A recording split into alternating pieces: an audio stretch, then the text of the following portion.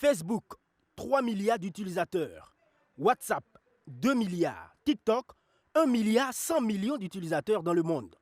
Ces réseaux sociaux sont devenus des compagnons des individus et des États.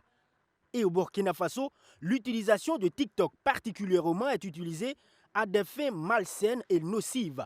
La députée Bénédicte Baïlou interpelle la ministre de la Transition digitale sur ce réseau.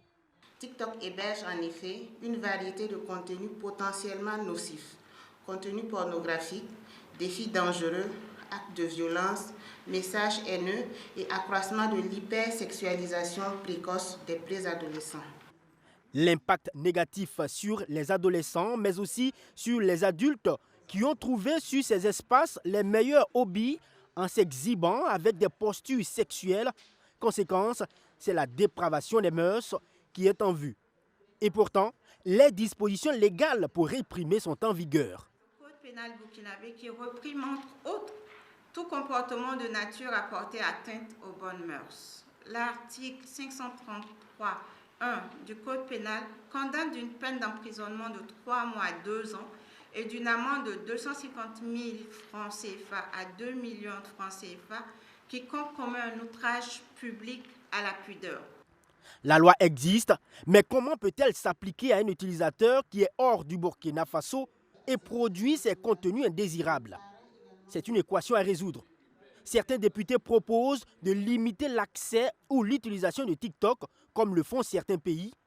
La Chine l'a fait en limitant à 40 minutes par jour pour les moins de 14 ans.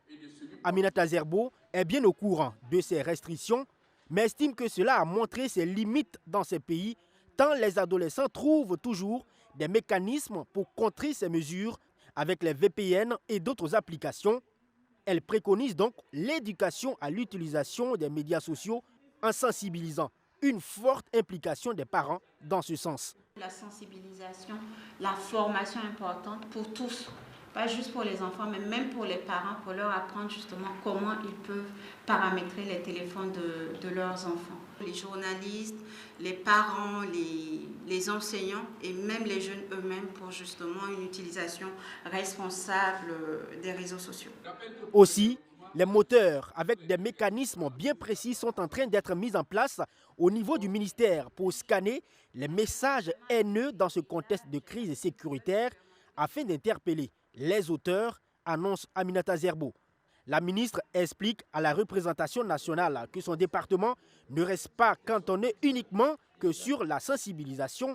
Elle est en pourparlers avec les premiers responsables de Facebook et TikTok afin de cerner les mécanismes qui permettront de faire fermer les comptes ou les bloquer tout simplement sur le territoire national lorsque les administrateurs ne respectent pas les lois établies à la matière au Burkina Faso.